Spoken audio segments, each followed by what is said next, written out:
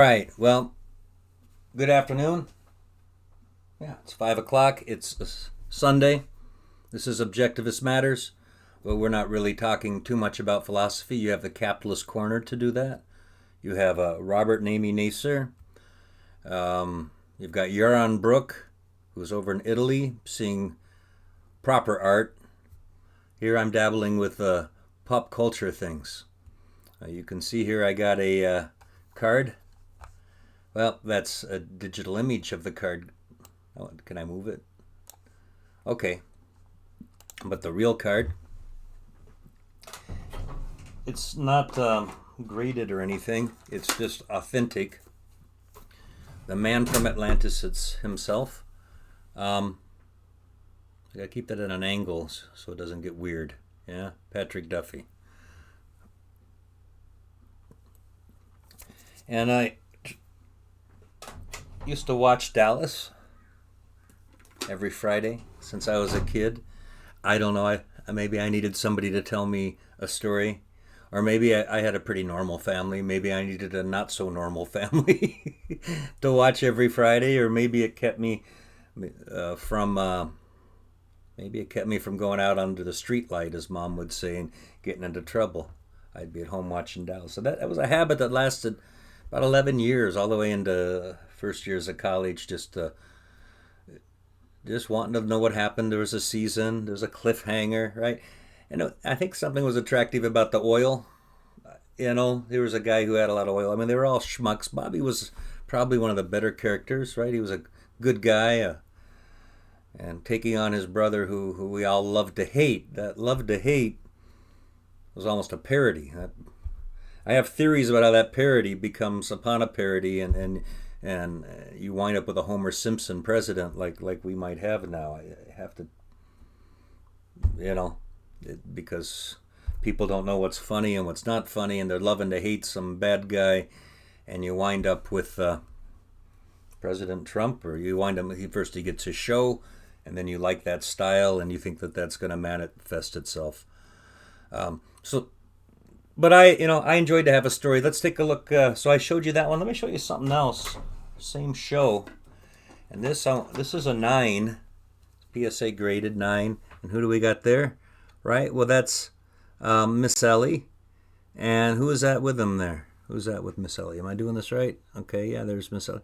Well, what does it say? It says Clayton. Now that's not Clayton. That's Jim Davis. He played Jock. I actually didn't start watching Dallas until the season when he went down to South America.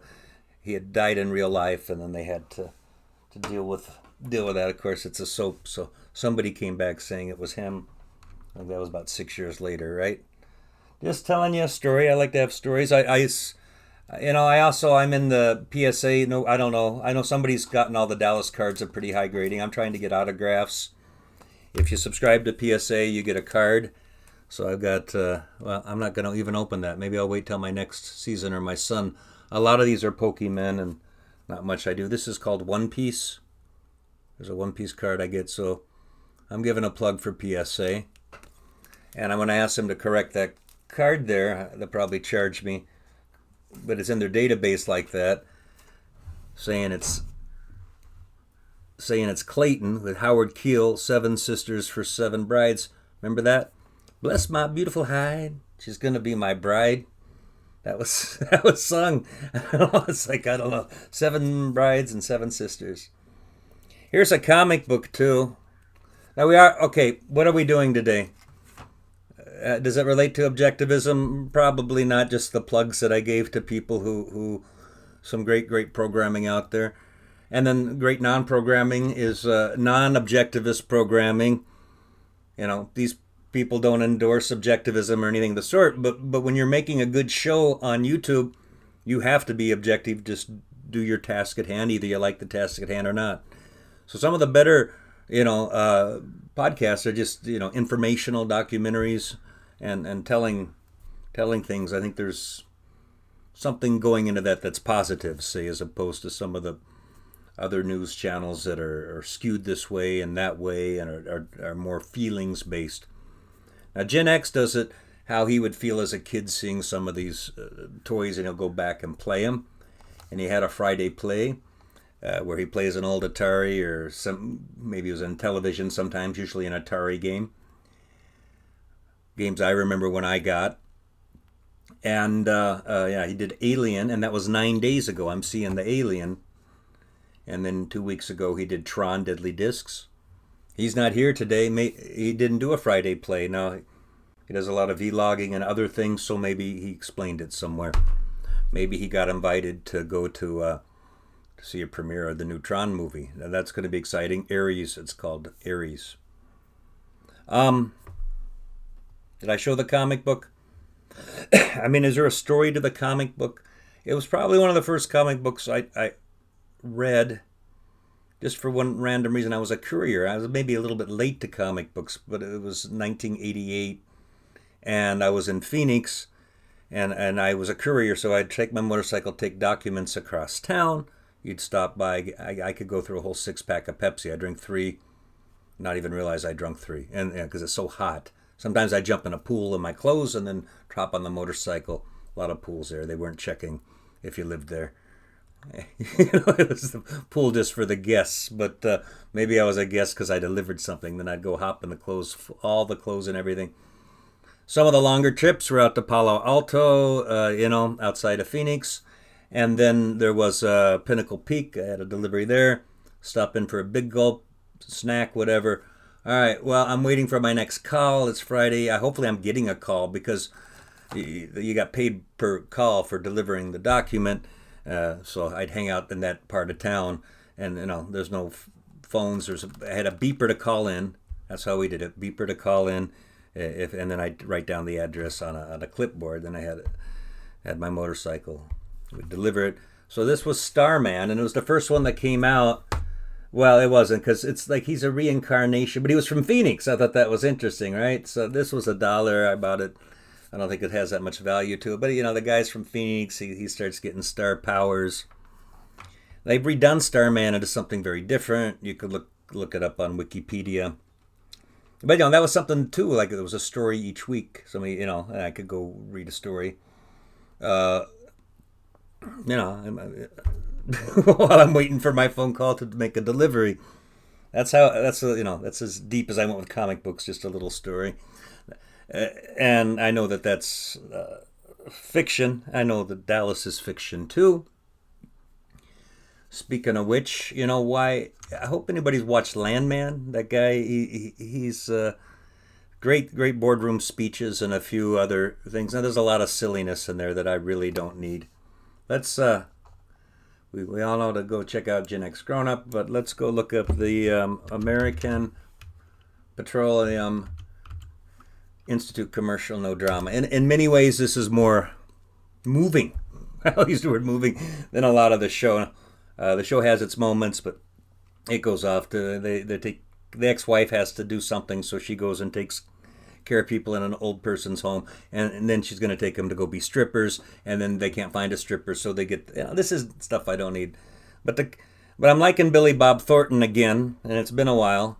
It really has been a while since Bad Santa, perhaps, but I like him in this role. I know his politics are probably not pro-oil. And the commercial that I saw, I think it debuted with Landman, or at least that's how I saw it on, I think, Paramount. Let's watch it. Let's just watch it. Don't look for us in hair and makeup, or in any casting calls. Our boots, they've never walked a red carpet. Because the real job of fueling the country's energy is relentless hard work. And this work happens behind the scenes. Don't get us wrong. When it comes to entertainment, we like a show with thrilling twists and turns too, especially after a long day without any drama in the rigs, in the labs, and in the fields. There we go. So, I mean, that almost, Welcome back to the Lackluster. I watched a little Lackluster too. If you want to watch police interactions, you can check that out. We'll save a review for that. I'll do plug. He does have a product called Attorney Shield, and you should check that out if you think that you're in an area where you might be pulled over by ICE or something. It's worth a tumble. You know what? I'm going to do a sample there because I'm not a real show. What happens when I play music? Like some people can play music and other people can't. I guess when you're really popular, you can't. And you would figure like, okay, I like Men Without Hats. I love the 80s. It's a goofy song. It's silly, but good for him. I've been singing it at karaoke. I'll play a bit and see. I think I just play the thing and he could get his money for it. Wouldn't that be like how it should work? Or if he doesn't want me to play it, then something technical would stop me, right? But I don't know. It's fair use. I don't even know how you pay for the song. Excuse me. But no, I should have a glass of water before I go to a show or have it with me.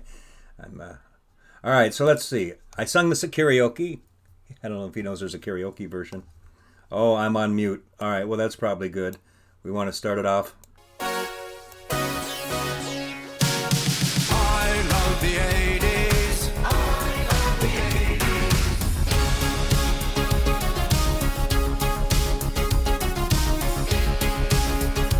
I mean, now there's a karaoke version. I remember so much fun. It's harder than you think. Back in 1981. Ain't no place I'd rather be Except for 1983. All right, now I'll make you go to his show to hear it. But Everybody Felt Alive, it was, right?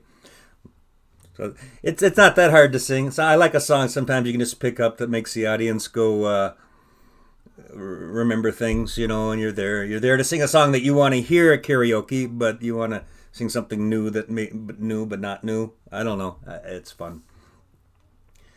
So we said a Friday play. Well, let's show off this bad boy. That's Miss Pac-Man. Sorry, I'm looking at myself and the cameras here. 3 screens. Honey, don't you know? It's more than Pac-Man with a bow, huh? Now, about 10 years back, I had something like this. It was the regular Pac-Man.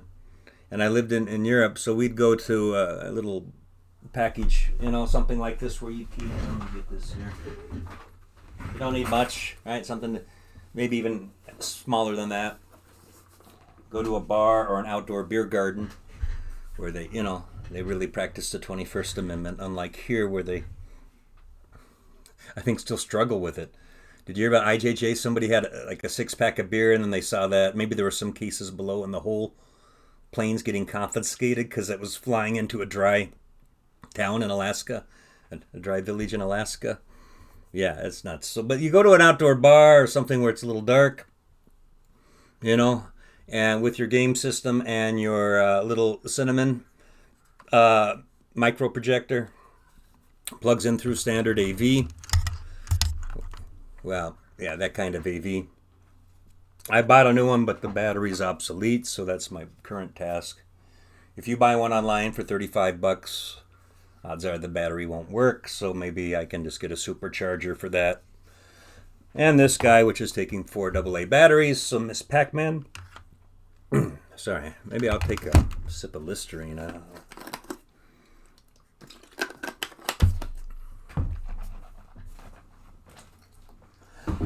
Sorry. I don't like to edit, so then I'd have to stop, and that's a pain in the butt.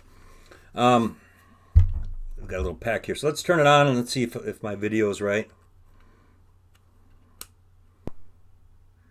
All right, it's got the game key in it,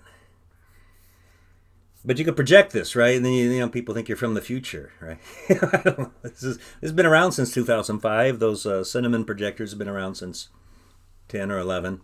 So this has got to Miss Pac-Man and Dig Dug. I guess I'll play that. Maybe I'll clean up. Well, it doesn't matter. The proportions are just going to go wacky. I'll try, see what I can do. If I make myself smaller, right? What are we doing with this? We move it off. Make this bigger. We don't need to see, give me as much game screen as I can. Okay. We can get rid of this guy.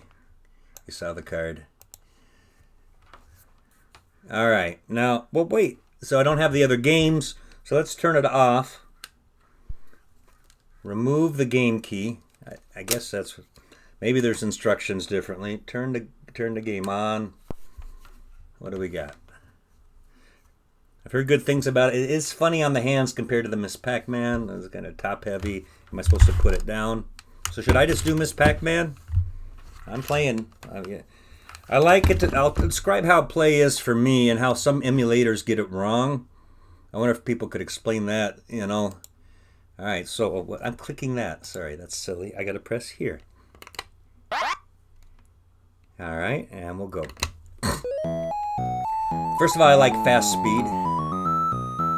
When I start, I should be going down at a 45-degree angle, and it was hard to make that turn there because the way I'm used to it maybe moving, I don't know. All right, I'm just going to play to win here. Well, I'm not getting goals. See, I used to be real good at this. One of my goals was to sing Rap God. Did I tell you that? While playing this with the left hand and texting with the other. I still got to work on that, right? All right. So I'm here. I'm preparing it to go up. And I like to imagine it as a ball rolling around the inside edges and to take it nice and smooth. I'm going down. See, it didn't work. It was on me. Yeah. I'm having a hard time with what I'm used to moving. I want to be going at an angle. It should find it. I'm going down at an angle. It didn't find it. So it's not finding a down angle. Going up. Right. Going down. Okay. I'm preparing to go up. As I'm going down at the angle, I'm going up. Yeah, I'm maybe a little too finicky. The bar I go to, maybe next time I do Friday plays, I'll go to where I go to sing some karaoke and show you what he's got. He's got the iCade, but it works really good. I feel like it's not listening to me. I feel like it's digital, a digital emulation of what. I'll try another game. Again, I used to do all the way up to pairs, perfect score, it all goes when it's on fast speed. Maybe that machine was rigged or I was... And left-handed. I can do left and right-handed on that. I'm surprised more... I've said that on the other show, why... I was playing Donkey Kong the other day. You're left-handed, then your mouse should be left-handed, as is mine. But you'd figure if you played a lot of the video games where you manipulated the character with the left hand and shot with the right. Anyway, I guess that's not new. Let's see, can I go back? How do I get back to him? How do I get back? Is that a button? All right. Okay, I quit the game. There's a button there. Quit. What are the two buttons to? Pole position might be good, because I know that from, it's on my other game too. Let's try it. And you turn the, everybody knows that, right? You turn this. So.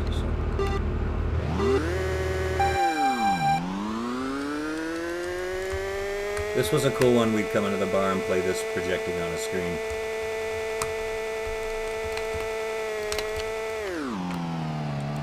Slow down. Okay, so there's a second button. There's a second button to go from high to low, which just kind of breaks, kind of. See, go from low to high. I'm definitely having a better Sunday play.